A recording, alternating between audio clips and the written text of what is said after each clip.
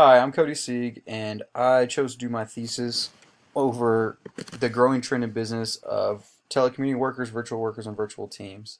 The title of my thesis is The Cons Behind a Technology-Based Workforce. So for my introduction, telecommuting workers, and virtual teams are a growing trend in business. It is expected to exceed 63% of the workforce by 2018. It's pretty well accepted that by 2018, there's definitely be over 50% of the workforce at least working from home at least one day a week. I'm sure all of y'all know someone that works from home at least once a week, or even you'll probably know some virtual workers that don't even really go into an office that often.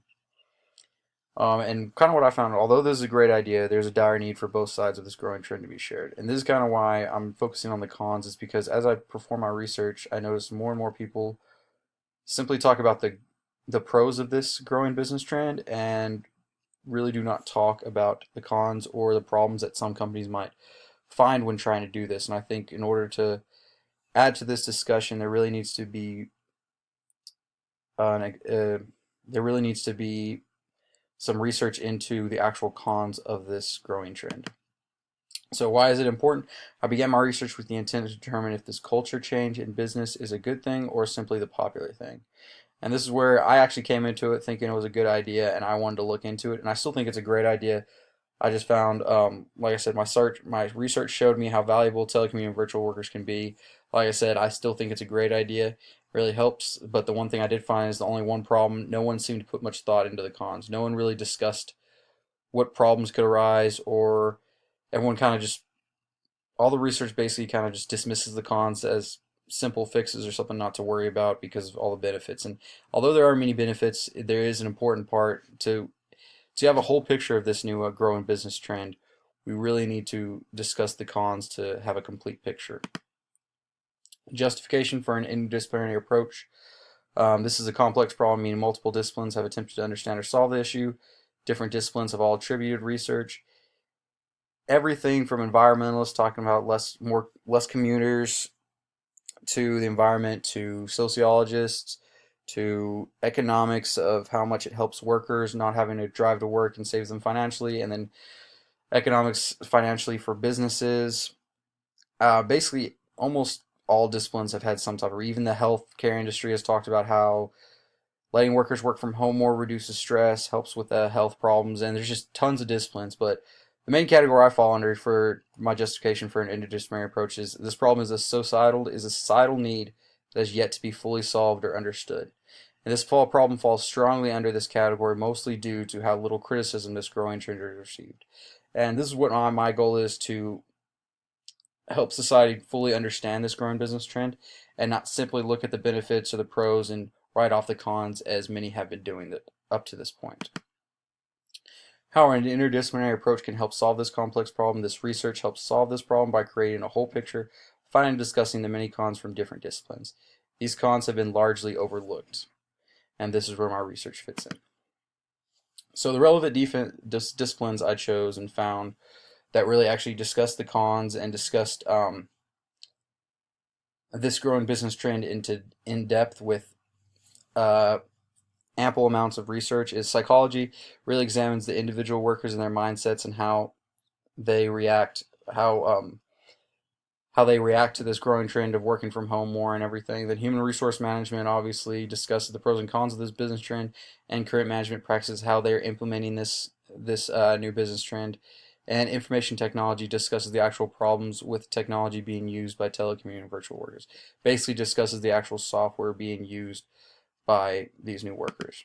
So for psychology, really, I found two main articles that really helped out, and what they kind of and then the knowledge management and higher education comparison of individualistic and collective cultures share the loss of rich mediums for virtual workers to discuss or share ideas leading to a feeling of isolation.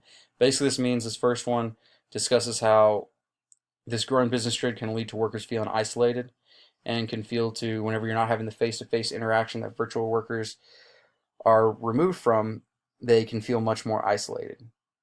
And then for the second one is, are telecommuters remotely good citizens? Unpacking telecommuting's effects on performance via ideals and job resources. This one discussed the strong correlation between high productivity for telecommuting workers, but only when experienced, well-trained managers are present.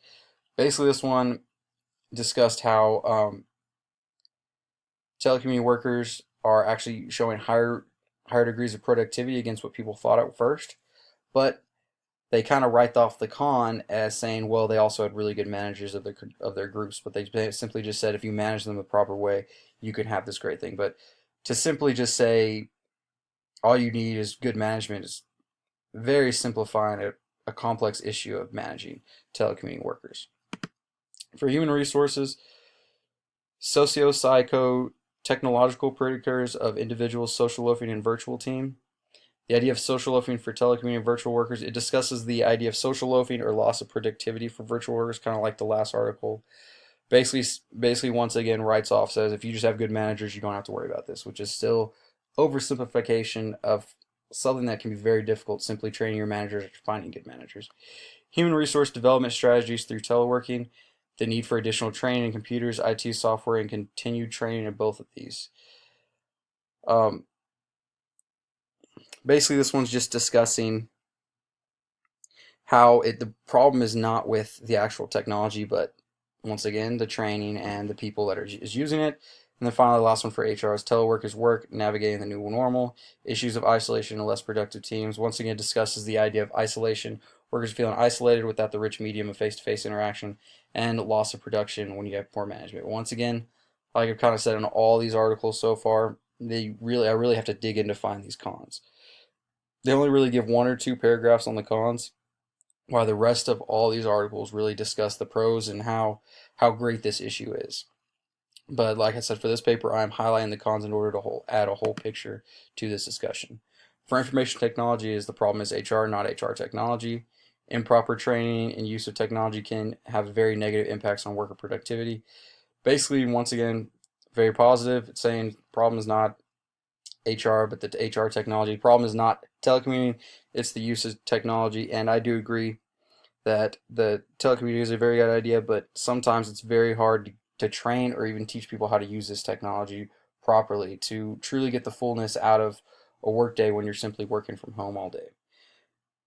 Big data technologies problem or solution. Improper use or training on big data can lead to financial loss, wrong conclusion, violation of fair treatment. Once again, this talks about the software being used by these HR departments, big data, and it shows how even though this technology, big data is not exactly what I'm looking at, it does share how this technology that many HR companies are adapting more and more to more of a technology-based workforce.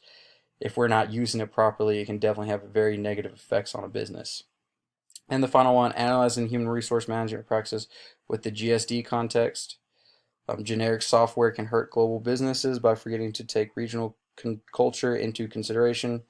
This is really the only article I found that actually discussed the cons and link, that actually approached it from this being a bad thing. And basically what it talks about is how GSD, or this generic software that many companies are using for HR and different things, really takes out for global businesses, really takes out the different regional cultures that are associated with a company. For example, they're going to buy, if a company in America has a regional company in Africa, most of these companies buy their software all in a whole patch for the entire company from the United States. All of a sudden, your market in Africa is going to take a major hit simply because it's actually not built for the culture of Africa or the culture of those workers, and for even the market and your consumers that are in that market. And this is where many people are finding problems with this growing use of technology. So, kind of summing up the flaws in the research, all these articles very quickly gloss over the difficulty of implementation. They simply write in all these different papers, simply need to train managers and HR professionals, simply need to buy the right technology, simply need to follow best practice, simply need to observe workers have healthy interactions. And the problem with this is just by writing off these issues by simple fixes is just kind of a gross oversimplification of something that can be very difficult to implement. I think it's definitely leading some companies down poor paths because they're attempting something that seems so easy. So analyze the problem, evaluate insights. There are when looking at these articles, there are 3 major issues brought up for technology-based workers, and that's isolation, social loafing and loss of productivity, and poor technology use. A study in 2016 by Brahm, the C-TRIP study, shows it's for a travel website where they actually took half the workers and they sent them home to work from home for a few months, and they kept the other half inside, and they saw it as a huge success. But kind of at the bottom, you realize 49% of the teleworkers opted to return to the physical workplace due to isolation. So after the study, 49% of the workers that were allowed to work from home decided they wanted to go back to work, simply because they felt like they had lost that physical interaction with their fellow workers, and it just didn't work for them. So it's kind of a key thing to understand for this. A huge con is isolation can be a big thing for certain employees that want that physical interaction when they're discussing things or discussing ideas with their fellow colleagues. So social loathing or loss of productivity. Aram and Tristieri in 2015 discussed the poor management or inexperience of managing telecommuting virtual workers can lead to lost productivity. Basically, this is kind of one of those ones where they just write off as long as you manage them properly or train your managers, it's a perfectly easy. But when you dig into these things, you can really see that they really write off how hard it is to train these new managers or even experienced managers on handling and managing a virtual work team. And then poor technology use, Colombo and Palacios in 2012 discussed that's the generic software can hurt organizations by removing the culture. This is basically just saying, and like I said, this is just whenever analyzing simply generic software for cheap, you can lose the culture of individual organizations. Okay. And identifying the conflicts, all focus on differing cons, all discuss different fixes. They all use different gloss overs, whether it's management techniques, proper technology, or proper awareness of management and HR, proper training for them. They all pretty much gloss over these different things, but they all focus on different cons and focus on different fixes for this in order to make this work for your company. And then when creating Common Ground, I really had two essential creations for Common Ground. First being redefining all of these issues into one overarching problem, improper training. So essentially the biggest problem you can face in this is with improper training. And the second being most of all these researchers dismiss or explain away these cons very quickly, most spending only 1 or 2 paragraphs on the cons before laying out the benefits. And this is the biggest issue and why I focused on the cons, is because with all these articles, it really is kind of shocking how little they actually discuss the cons of this issue. And creating more comprehensive understanding is a growing trend and exciting and enticing, but must be taken with a grain of salt. If an organization has had problems with training in the past, then this could be a problematic cultural change. So if you've had problems training your managers in the past, this might be the wrong choice for you. And that's essentially what my research has found, is that training is one of the most essential parts, mostly for managers and HR people and individuals using the technology for this to work for your organization. And for conclusion, telecommuting virtual workers is a great idea for most businesses and should be considered by most. The problem is how little work has been published on the problems associated with this new business trend. This research is presented in order to add context to a growing culture swing in business. This research is not meant to dissuade any organization from adopting this new culture, but to add a more complete picture to this issue. This is what I hope I've done, and these are my references, and thank you for listening.